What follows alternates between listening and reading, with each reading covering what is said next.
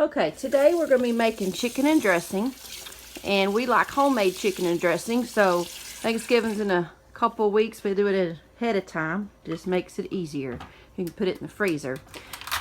So we start off by I do 2 legs and thighs and 2 breasts, because I like to save that broth. And then Chris is chopping up a whole stock bunch of celery and 2 onions, and you'll brown that or tenderize it with a stick of butter. Now for this recipe we're going to do 8 boxes of Jiffy cornbread, and then when you get done you can just put it in a big bowl or a big pan. We're going to mix it in this pan. If I don't have enough chicken broth, I'm going to use this kind here. I think that tastes as close to homemade as you can. And then, of course, we'll have poultry seasoning, sage, and this is a secret ingredient of ground red pepper. And then you'll also need 6 eggs. So we are chopping up the vegetables and finishing up the cornbread, and we'll show you the next step when that gets finished. Something I forgot to say is you put 8 to 10 pieces of white bread, preferably Hills. If you don't, you can save them and put them in the freezer, or you can use a package of hamburger buns or hot dog buns and just toast them, and then we're going to crumble that in with the cornbread. Chris is deboning the chicken and chopping it up, and we have the celery and carrots cooking over, not carrots, onions cooking over here. Okay, we got all the cornbread done finally, and all the bread crumbled up pretty fine. All right, now he's going to add the chicken and the vegetables to it. Does it feel like a Thanksgiving getting ready day? It's like 70 degrees here in Texas, and I've got my Christmas decorations up already, but windows are open. All right, and those vegetables, darling. Is this free range chicken? Oh, God. No, just Walmart chicken.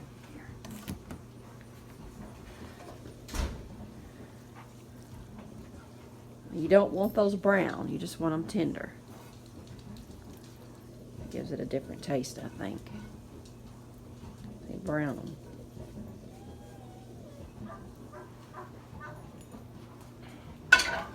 And the broth. All of it? Mm-hmm. That's a lot. And that's not even going to be enough. We're going to have to use some of that we bought. Just go ahead and do it all. And here's a bigger spoon I got you.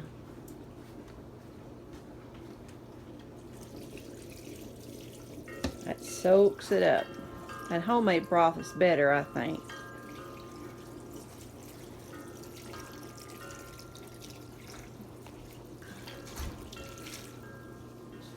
Let's see how much.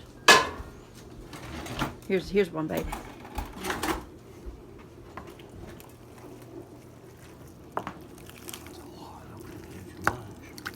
It ain't. It'll keep on soaking it. Maybe we won't have to use it, but I bet you will. And you can even put gloves on and use your hands if you wanted to. See what I do. No, it's not too much, darling. Don't worry. We're gonna have to. You want it runny almost. You don't.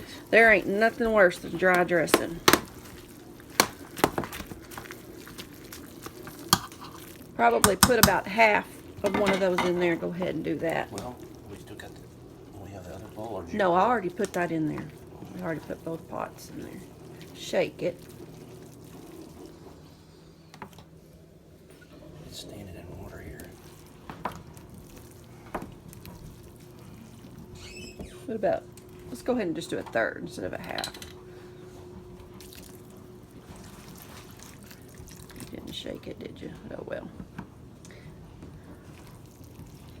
Sorry. You get all that stirred up real good, and then we'll start with our spices, which I told you were poultry seasoning,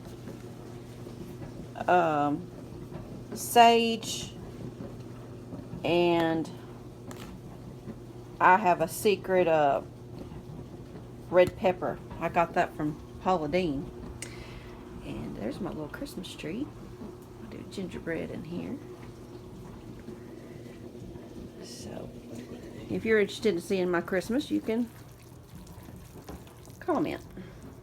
I also like smokers we get from Germany. That's a little girl with the smoker.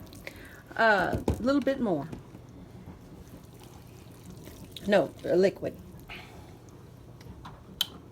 A little bit more.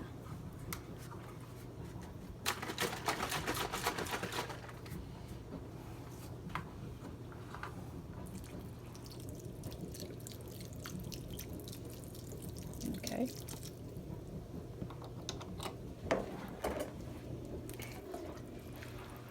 Now I'm going to try to tell you how much I do. I don't measure.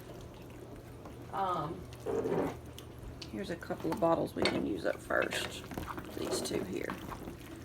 We're probably going to use all of this poultry seasoning in here, so I would say that's probably a tablespoon and a half. We'll put that in there. And oh, this is empty, so we won't mess with that one. Sage. Do the new one. Poultry, a lot of people don't do poultry seasoning. I like to do poultry seasoning. Mom always did poultry seasoning. He said I said I don't know if you did. teaspoon on it, tablespoon of that poultry seasoning. And we're going to do about the same with the sage. And then some red pepper. And then we're going to stir it up and we're going to taste it. Now when you taste it, remember that when it's cooked, it's a little stronger because it just kind of all marries in there. So you want it like you like it, but you don't want it too strong because it will be stronger after it's cooked. You want a lot of that. Or not a lot, but that's a lot of dressing. You can always add. Mm-hmm. So stir that up and then we'll taste it. You want to taste it before you get the 6 eggs in there. That way you're not eating raw eggs. Okay, we're going to add another teaspoon or so of sage. I like a lot of sage. And then some more, Man, this is the sorriest. yeah, be careful. That's good. And then some more red pepper.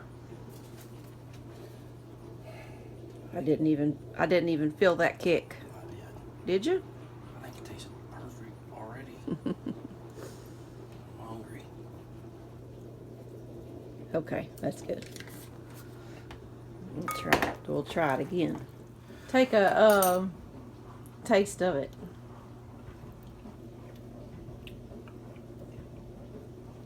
Does it need anything? I don't know. It tastes good to me. I'd rather eat it just like it is. Okay.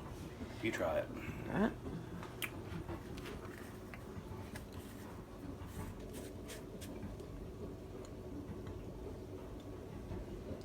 Delicious. That's what I thought. All right, we're gonna add 6 eggs to this. Okay, we're gonna add the eggs.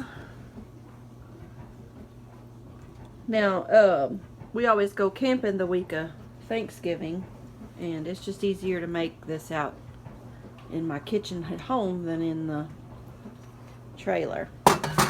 So, we're gonna put it in these pans and we're gonna freeze it. And we're going to save a little bit and eat it tomorrow for Sunday lunch. But the eggs help it to bind together really good. When you make it a head like this, it just makes it easier on your holiday, yeah, or even holiday week.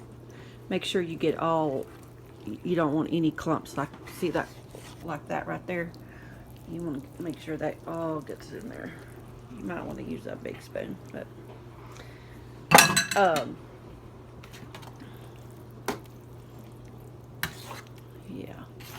Now, when we have had Thanksgiving here, I have cooked it in that pan, but it's easier just to have a throwaway pan, and you could put it in several littler pans, and that way, as you're cooking, well, for one reason, I'm putting in the little pan. Those trailer ovens aren't real big, but now when you're going to freeze it, I learned this from one of my good friends. She puts a thin layer of broth on top, and that just helps it freeze good. Yeah, let's do this one for us tomorrow, and then we'll fill this one up and we'll see how much we have. Would it be easier if you had a ladle? Yeah, I don't know. This might work. It is a lot.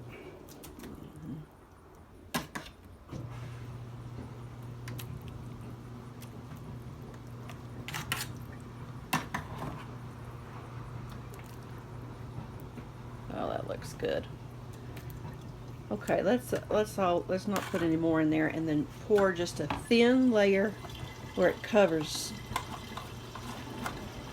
We're gonna cook this right now, so why do we need to do that? Oh yeah, we're gonna cook that. We'll do that one on this one. You're right, darling. Just when we're gonna freeze it.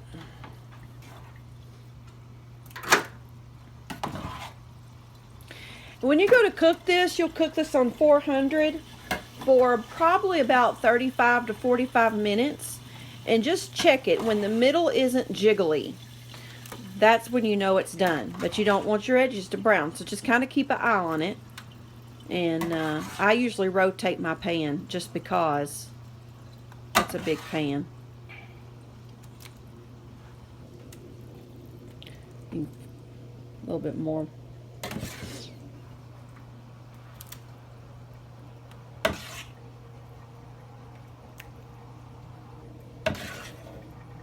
It makes quite a bit, and you can half the recipe. You don't have to make this much. That's good. That's enough. Yeah, that's good.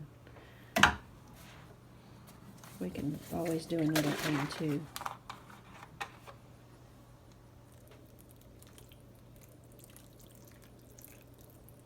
That's good.